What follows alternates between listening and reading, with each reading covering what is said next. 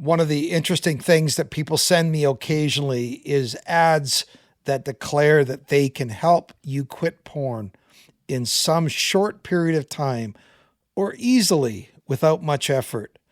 Recently, a friend of mine sent me a video that declared, quit porn effortlessly, quit porn effortlessly without willpower. Just buy my program and you will, without effort, find yourself porn free.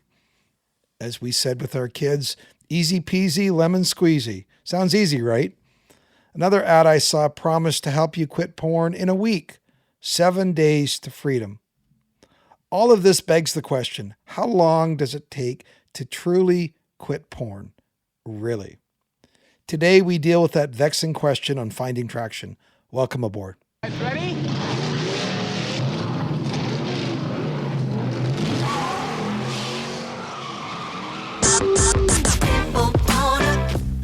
When it comes to porn, are you stuck, spinning out, or slipping backwards in your life?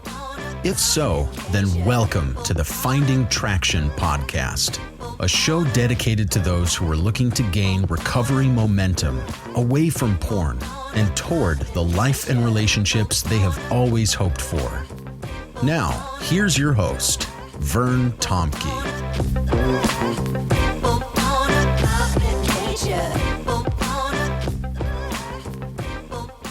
Well, if you've been with the podcast for a while, I really encourage you to leave a comment or to rate this podcast, or even better, to pass it on to somebody that you think it could be helpful for. One of the things that I say every week is Circle is the place you need to be. You'll notice on the show notes that there is a sign-up link where you can get access to a whole bunch of free resources, worksheets, planning tools to help you in your journey away from porn, and also information on how you can find out more about the Finding Traction course. It is a 52-week video course that takes you step by step through some of the ways and things that you'll need to deal with as you chart out your journey. On the Circle platform, you can watch the first 2 lessons for free, and so really want to encourage you to take note of that. So again, if you want to connect with me to talk about the group or to talk about coaching, or just to connect with me to say, hey, what did you do and how did you find yourself in a pathway of recovery? I'd love to chat with you. My email is bandofbrothers.care@gmail.com. Well, let's get back to this idea then about how long it takes to walk away from porn, truly and for good. Once again, there are a number of people or groups or programs online who claim that they can help someone quit porn very quickly, sometimes in days or a few weeks. It somehow reminds me of, there was an old game show called Name That Tune, where people tried to name a song with fewer and fewer notes. I can help you quit porn in 3 months. I can help you quit porn in a month. Oh, for me, it takes just 7 days if you follow my program. Sometimes promises like a short, version of this are baked into the way that programs are presented. You often find this in faith-based programs, for example, that offer a 30-day challenge. 30 days to break the habit. And oftentimes, learners are promised freedom from porn after completing these short-term challenges. Now, I think it can be helpful for us to begin to examine our behaviors, and we can learn some important things, but I don't think we're doing anybody a service to claim that simply taking 30 days of my program will enable you to walk free from porn once and for all. I specifically see these sorts of claims in faith circles because usually the person is proposing a solution that you need to do because for them, it felt like that was their answer. That's what enabled them to turn the corner. A friend of mine told me he, for example, had struggled with smoking for years, and he tried all sorts of different ways to quit smoking. And then he said, one day I just decided I am going to quit quitting. And then I was done it. Now, that's great for him, but try replicating that as a strategy that others can adopt for smoking. There's probably a lot of things that went into that change, including timing with that guy. So what is that simple answer that will enable you to stop, porn quickly without willpower in a short time period of time? Is it quit quitting? Is it let go and let God? Is it recognizing you're dead to sin, or memorize these scriptures, or know your identity in Christ, or some other solution, whether it's a spiritual one or not? You see, it's not that simple. One of the things that I think, needs to be brought into this picture is that different people have different relationships with porn. Take something simple like smoking, whether it's smoking pot or smoking nicotine. There's differences even there. Some people have been heavy smokers for years or decades, and there's other people where they're more almost smokers of convenience. There's not one size smoker that fits all. And it's really the same with pornography. Some people are not seriously addicted with embedded porn dependency. And sure, it's become a habit, but for them to walk away from it is a far less difficult process than somebody who has been depending on porn for 10, 20, or 30 years. Let's just say the only time you use porn is when you're bored or you want an escape or a thrill. So that really is the one major context that porn has become a habit to you. Well, that is very different from people who've used porn as their solution for feeling lonely, or it's their friend, or their comfort, or their reward, or any number of other problems. You see, the more problems porn solves for you, the harder it is to let go of it. I think what also gets confusing in these claims of quick fixes is this.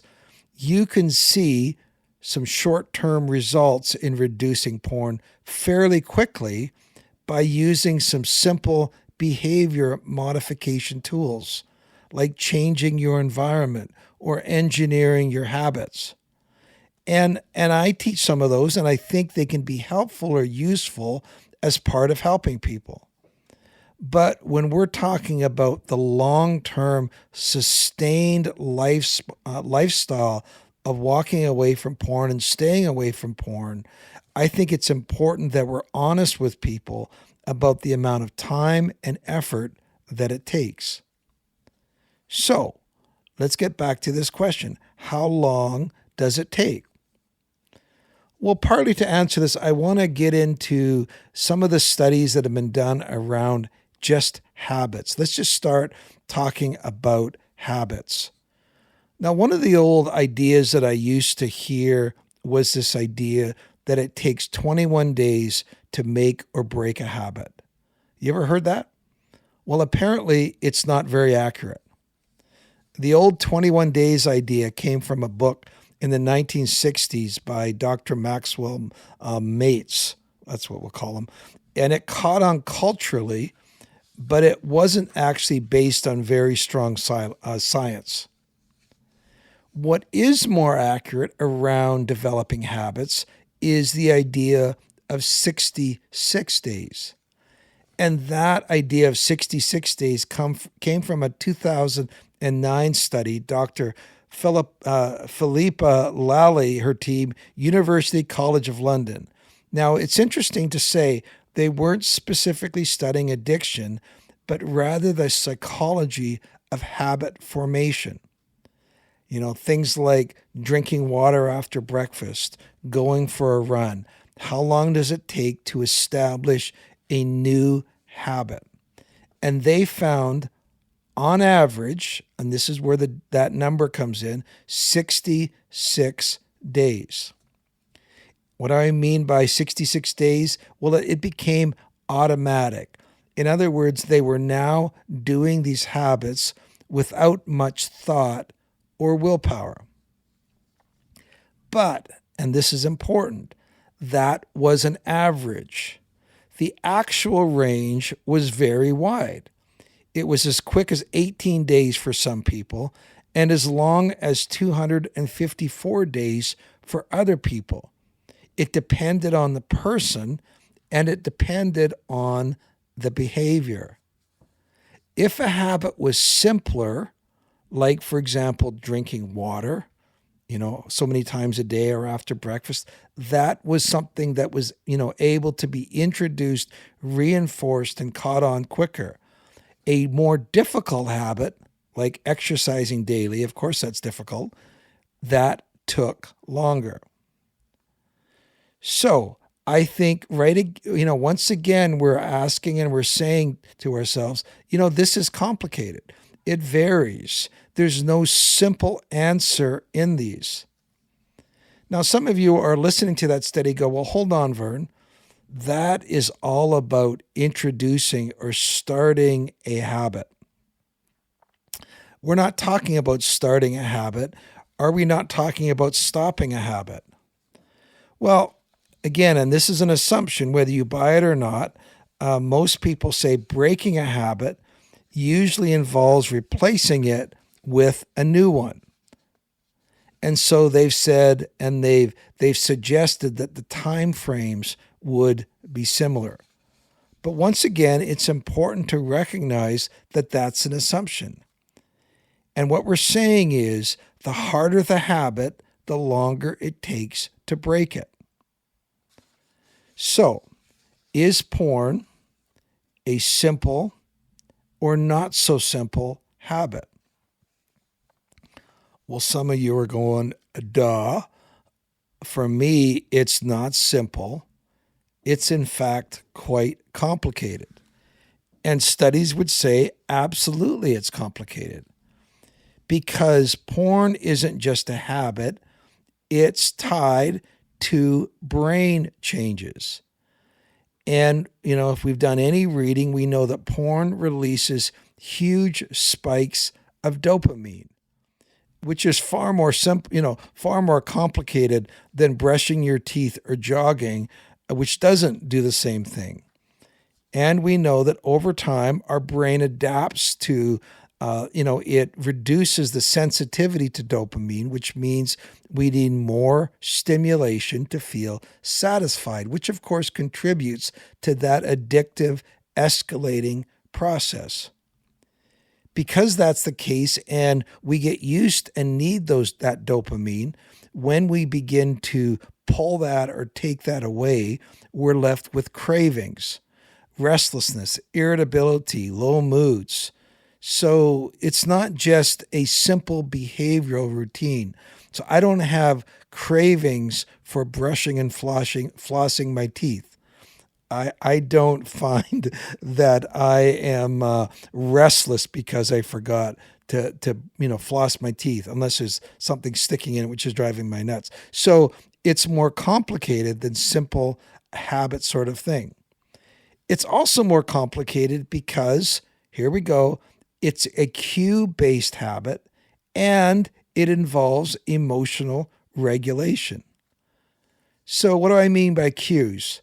Well, oftentimes, for example, if you go to a movie theater, what's the first thought you have? Gee, it would be nice to have some popcorn with this, because it's one thing to watch a movie, but it's much better to watch it with popcorn.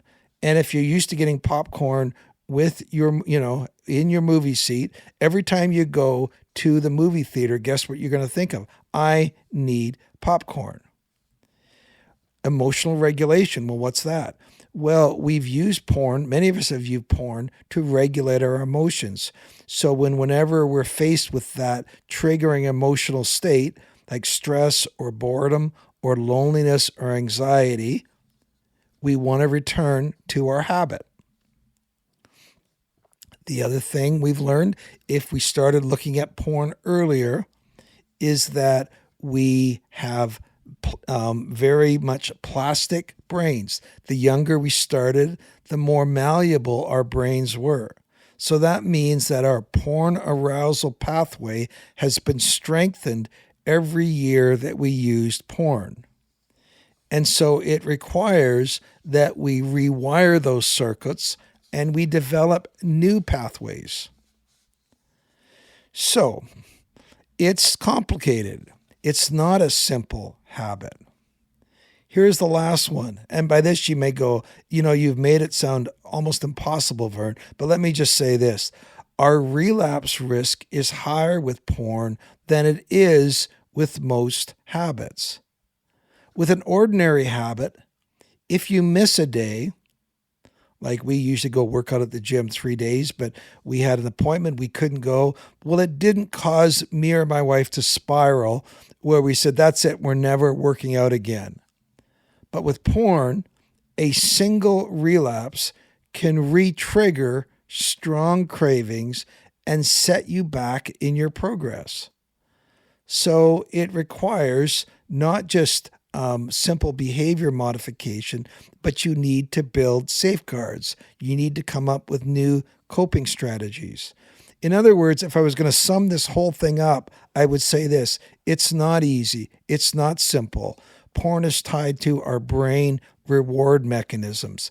It's tied to our coping mechanisms.